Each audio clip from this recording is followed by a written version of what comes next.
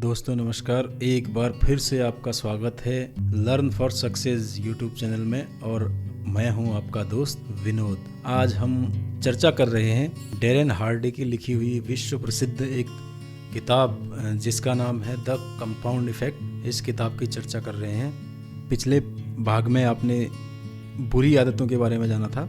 इस भाग में डैरेन हार्डी बुरी आदतों को छोड़ने की 5 रणनीतियों के बारे में चर्चा कर रहे हैं। डैरेन हार्डी कहते हैं, आपने अपनी सभी आदतें सीखी हैं, इसलिए आप उन्हें नहीं भी सीख सकते हैं, यानी हटा भी सकते हैं। अगर आप अपने जीवन की कश्ती को एक नई दिशा में ले जाना चाहते हैं तो सबसे पहले आपको बुरी आदतों के लंगर उठाने होंगे जिन्होंने आपको नीचे रखा हुआ है। अपनी क्यों शक्ति को इतना मजबूत बनाना है कि यह त्वरित संतुष्ट की आपकी आकांक्षाओं से ज़्यादा प्रबल हो जाए, और इसके लिए आपको एक नए गेम प्लान की ज़रूरत है।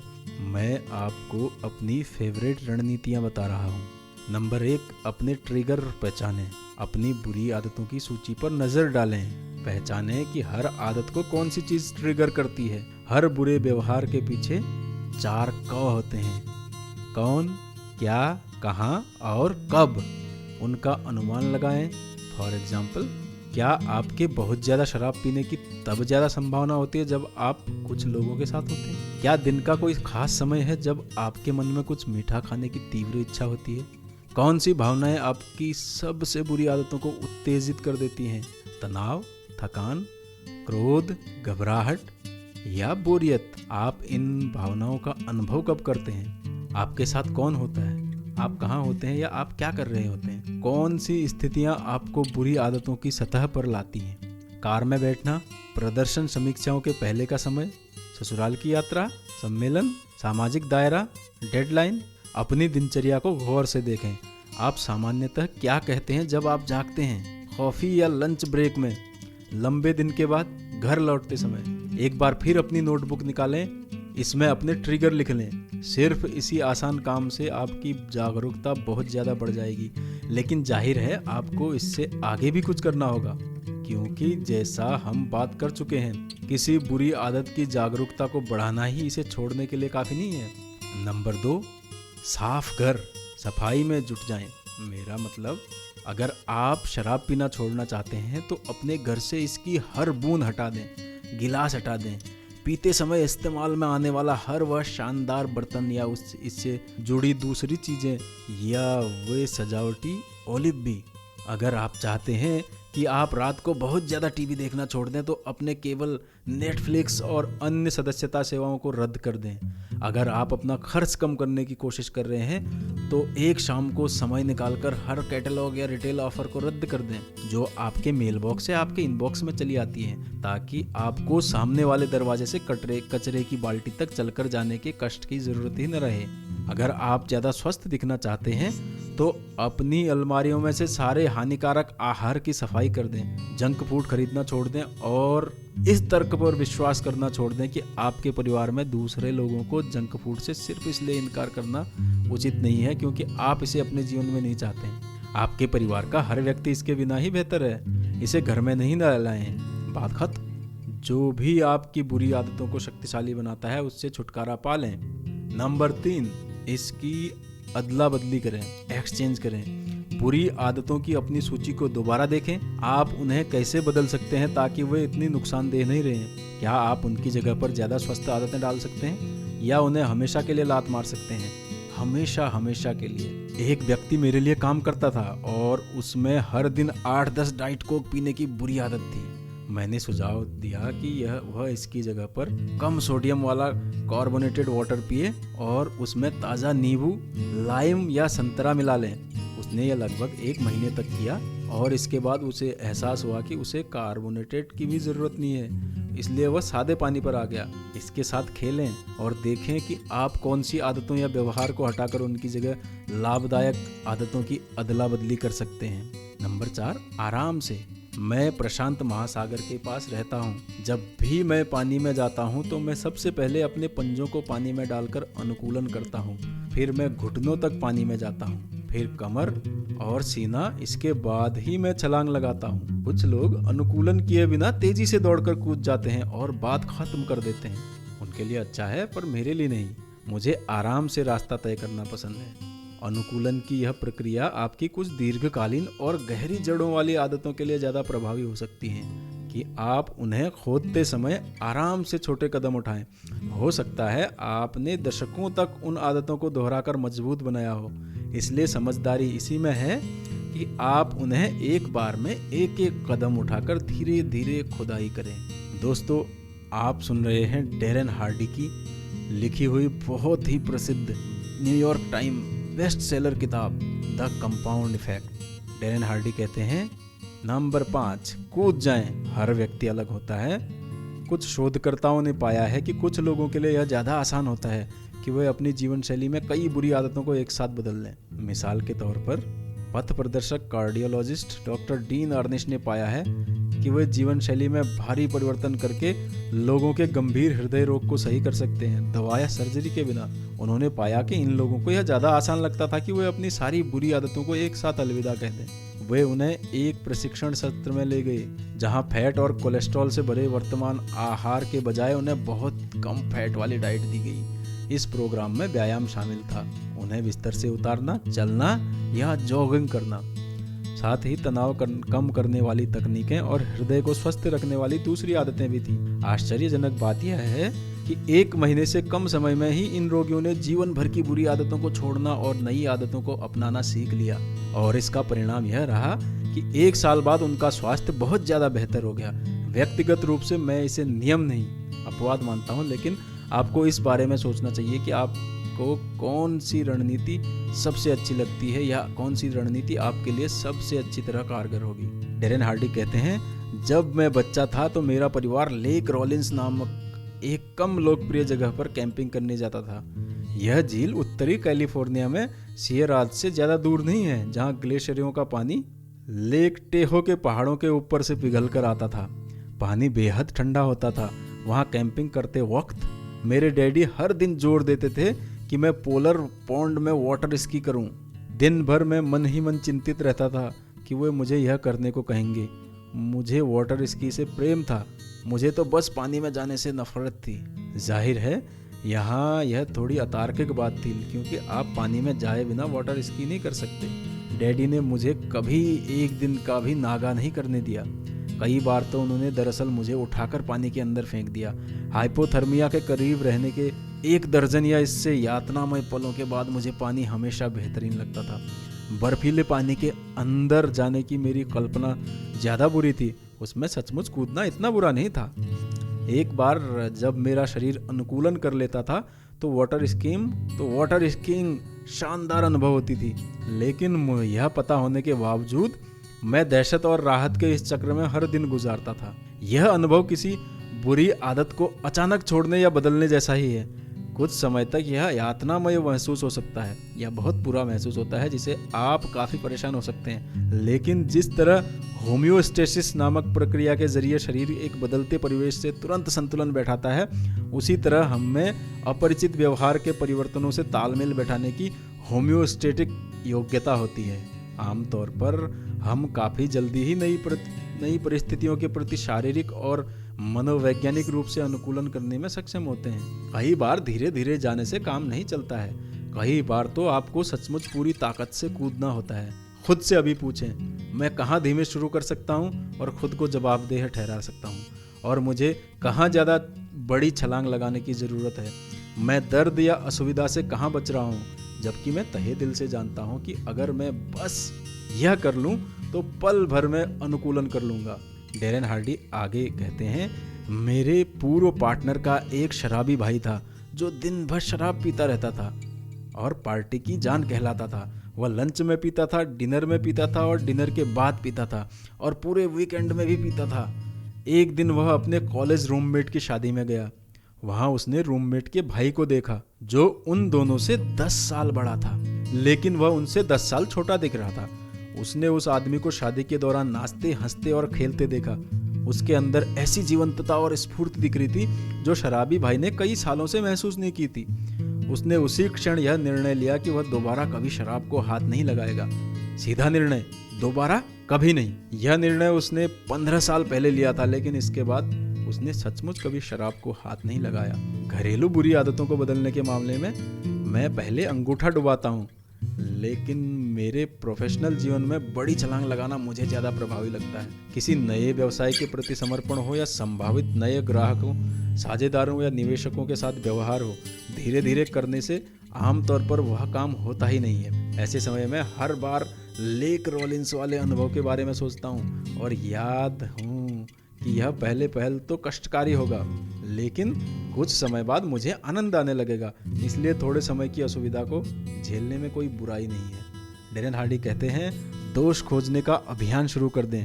मैं यह सुझाव नहीं दे रहा हूँ कि आप अपने जीवन की हर बुरी चीज़ को ख़त्म कर दें या छोड़ दें। ज़्यादातर चीज़ें संयम में अच्छी हैं, लेकिन आपको यह कैसे पता चलेगा कि कोई बुरी आदत आपकी बॉस बन रही है? मैं अपने दोषों की जांच करने में विश्वास रखता हूँ।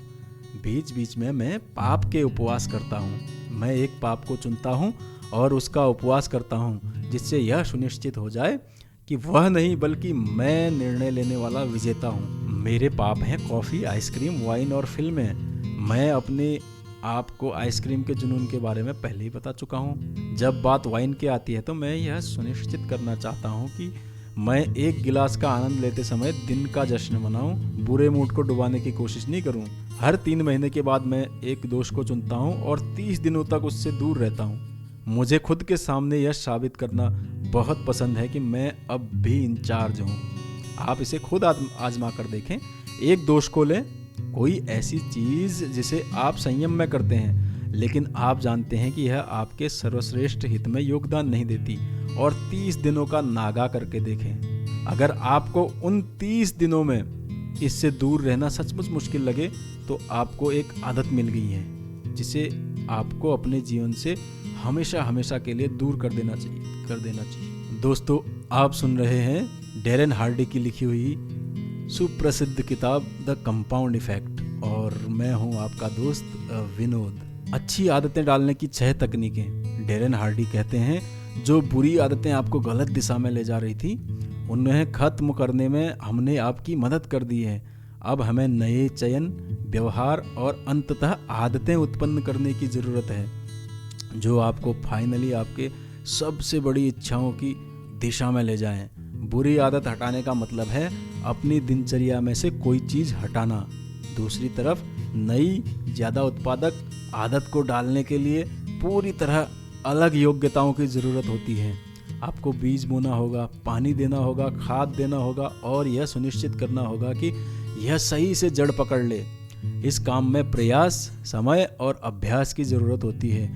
अच्छी आदतों को डालने की मेरी प्रिय तकनीकें ये हैं। जॉन सी मैक्सवेल ने कहा था, आप जब तक अपना जीवन नहीं बदल पाएंगे जब तक कि आप अपनी दिनचर्या की किसी चीज़ को नहीं बदल लें। आपकी सफलता का रहस्य आपकी दिनचर्या में छिपा होता है।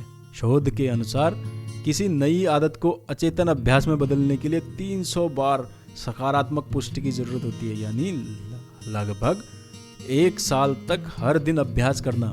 सौभाग्य से, जैसा हमने पहले बात की थी, हम जानते हैं कि मेहनत भरी एकाग्रता के 3 सप्ताह बाद ही नई आदत काफ़ी मजबूत हो जाती है और इसके दीर्घकालीन बनने की काफ़ी संभावना रहती है। इसका मतलब है कि अगर हम पहले 3 हफ्तों तक हर दिन किसी नई आदत पर खास ध्यान देते हैं, तो हमारे पास इसे आजीवन अभ्यास बनाने का कहीं बेहतर अवसर होता है। सच्चाई यह है कि आदत 1 सेकंड में भी बदल सकती है और हो सकता है कि यह 10 साल बाद भी नहीं बदले। जब आपने पहली बार गर्म स्टोव को छुआ तो आपको तुरंत ही लग गया होगा कि आप इसे कभी आदत नहीं बनाएंगे। सदमा और दर्द इतना गहरा था कि आपकी जागरूकता हमेशा हमेशा के लिए बदल गई। आप जानते थे कि आप गर्म स्टोव के मामले में जीवन भर चेतन रहेंगे, कि जागरूक रहना है, यानी कुंजी जागरूक रहना है। अगर आप किसी अच्छी आदत को वाकई कायम रखना चाहते हैं तो दिन में कम से कम 1 बार इस पर ध्यान दें। आप इस पर जितना ज़्यादा ध्यान केंद्रित करेंगे, आपकी सफलता की संभावना उतनी ही बढ़ जाएगी। डेरेन हार्डी कहते हैं, 6 तकनीकें कौन सी हैं? नंबर 1, खुद को सफलता के लिए तैयार करें। किसी नई आदत को आपके जीवन और जीवन शैली के भीतर करना होता है। अगर आप 20 मील दूर स्थित जिम की सदस्यता लेते हैं तो आप वहाँ ज़्यादा बार नहीं जाएंगे। अगर आप रात के उल्लू हैं लेकिन जिम शाम को 6 बजे बंद हो जाता है तो भी यह आपके लिए कारगर नहीं रहेगा। आपका जिम करीब और सुविधाजनक होना चाहिए, इससे आपकी दिनचर्या के हिसाब से सही होना चाहिए। अगर आप वज़न कम करना चाहते हैं और ज़्यादा स्वस्थ आहार खाना चाहते हैं तो यह सुनिश्चित कर लें कि आपके फ्रिज और पेंट्री में स्वस्थ विकल्प भरे हों। अगर आप यह चाहते हैं कि दोपहर में भूख लगने पर आप वेंडिंग मशीन स्नैक्स पर टूट नहीं पड़े तो क्या करें, अपनी डेस्क के ड्रॉअर में ड्राई फ्रूट्स और स्वस्थ नाश्ते रखें। जब आपको भूख लगती है तो जो भोजन सबसे आसान और सबसे लुभावना नजर आता है वह है शुद्ध कार्बोहाइड्रेट। मेरी रणनीति यही होती है कि मैं हमेशा प्रोटीन साथ रखता हूँ। मैं रविवार को प्रोटीन्स को ग्रिल करके पैक कर लेता हूँ और पूरे सप्ताह के लिए तैयार रखता हूँ। डेरेन हार्डी आगे कहते हैं, मेरे मामले में ईमेल की लत सबसे ज़्यादा ध्यान भटकाने वाली और विनाशकारी आदतों में से एक है। अगर मैं ईमेल व्यवस्थित करने और एकाग्र रहने के बारे में सतर्क नहीं हूँ तो हर दिन इनबॉक्स में ईमेल के भारी ढेर से मेरी घंटों की एकाग्रता खो सकती है। मैंने दिन में सिर्फ 3 बार ईमेल चेक करने की नई आदत डाली है। अनुशासित रहने के लिए मैंने सारे अलार्म ऑटोमेटिक रिसीव के फंक्शन बंद कर दिए हैं। यही नहीं, 3 बार ईमेल चेक करने की अवधियों के अलावा बाकी समय मैं प्रोग्राम बंद रखता हूँ। मैंने उस भंवर के आसपास दीवारें बना ली हैं ताकि मैं दिन भर उसमें नहीं गिरूं। नंबर 2, घटाने के बारे में नहीं, जोड़ने के बारे में सोचें। यह महत्वपूर्ण नहीं है कि आप अपनी डाइट में से क्या बाहर निकालते हैं, महत्वपूर्ण तो यह है कि आप क्या अंदर रखते हैं। मेरा एक मित्र टीवी देखने में बहुत ज़्यादा समय बर्बाद करने की बुरी आदत को छोड़ना चाहता था। उसकी मदद करने के लिए मैंने उससे पूछा, अगर उसके पास 3 घंटे का खाली समय रहेगा तो वह क्या करना पसंद करेगा। उसने कहा वह अपने बच्चों के साथ ज़्यादा खेलेगा। मैंने उससे यह भी कहा कि वह कोई हॉबी चुन ले जिसे वह हमेशा से करना चाहता है। उसने फोटोग्राफी को चुना। वह टेक्नोलॉजी प्रेमी था, इसलिए हाईटेक एडिटिंग उपकरण ले आया जिन्हें वह खुशी खुशी पारिवारिक शहर में उठाकर ले जाता था ताकि वह अपने बच्चों के बेहतरीन फोटो खींच सके। फिर वह शाम को घंटों उनकी एडिटिंग करके स्लाइड शो, फोटो एल्बम बनाता था जिन्हें देखने में पूरे परिवार को मजा आता था। अंत में उन्होंने इकट्ठे समय गुजारा, हंसी मजाक किया और यह याद किया कि उन्हें कितना मजा आया था। क्योंकि वह अपने बच्चों और फोटोग्राफी पर बहुत ध्यान केंद्रित करता था, इसलिए अब उसके पास रात को बैठकर टीवी देखने का ना तो समय था ना ही इच्छा। उसे एहसास हुआ कि वह टीवी इसलिए देख रहा था क्योंकि वह व्यस्त कामकाजी दिन के बाद आसान मानसिक पलायन था। टीवी देखने की आदत के बजाय बच्चों के साथ खेलने और अपनी फोटोग्राफी की हॉबी पर काम करने की नई आदत डालने से उसे बहुत मजा आया। उसका उत्साह बढ़ा और उसे ज़्यादा पुरस्कार मिला। तो आप क्या जोड़ने का चयन कर सकते हैं जिससे आपको समृद्ध जीवन का अनुभव मिल सकता है। नंबर 3, जवाबदेही का सार्वजनिक प्रदर्शन करें। किसी भी सार्वजनिक पद वाले व्यक्ति को शपथ लेते देखें, मैं शपथ लेता हूं, और फिर वह बताता है कि वह अपने चुनाव प्रचार के वादों को कैसे पूरा करेगा। वह जानता है कि सार्वजनिक घोषणा करने के बाद उसे हर उस काम के लिए जिम्मेदार ठहराया जाएगा जो उसके वादों को पूरा नहीं करता है। हर समय उस काम के लिए उसकी प्रशंसा की जाएगी जो उसके लक्ष्यों की दिशा में होगा। किसी नई आदत को मजबूत बनाना चाहते हैं, लोगों को बता दें, सोशल मीडिया की वजह से आज यह काम जितना आसान है उतना कभी नहीं रहा। मैंने एक महिला के बारे में सुना जिसने अपनी आर्थिक स्थिति को नियंत्रित करने का निर्णय लिया। इसके लिए उसने एक अनोखा तरीका आजमाया। वह दिन में जो भी खर्च करती थी, एक एक सिक्के के बारे में अपने ब्लॉग में लिखती थी। उसका परिवार, मित्र और बहुत से सहकर्मी उसकी खर्च की आदतों पर नज़र रख रहे थे। निगरानी के लिए इतनी सारी आंखों का परिणाम यह हुआ कि वह पैसों के मामले में कहीं ज़्यादा जिम्मेदार और अनुशासित हो गई। एक बार मैंने एक कलीग की सिगरेट छोड़ने की आदत में मदद की क्योंकि मैंने कंपनी में हर व्यक्ति को यह बता दिया, सुनो, जिल्डा ने सिगरेट छोड़ने का निर्णय लिया है। क्या यह बेहतरीन नहीं है? उसने अभी अभी अपनी आखिरी सिगरेट पी है।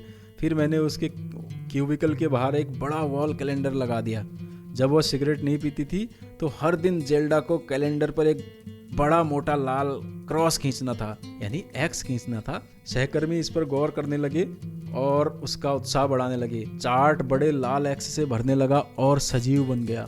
जेल्टा उस चार्ट को नहीं छोड़ना चाहती थी, अपने सहकर्मियों को निराश नहीं करना चाहती थी और खुद हार नहीं मानना चाहती थी, इसलिए उसने सिगरेट छोड़ दी। अपने परिवार को बताएं, अपने मित्रों को बताएं, फेसबुक और ट्विटर पर बताएं।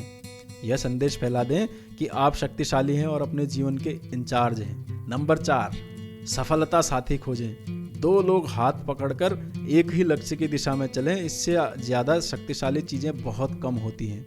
अपनी सफलता की संभावनाओं को बढ़ाने के लिए कोई सफलता साथी खोजें जो आपकी नई आदत को मजबूत करते समय आपको जवाबदेह रखेगा और आप भी उसके लिए ऐसा ही करेंगे।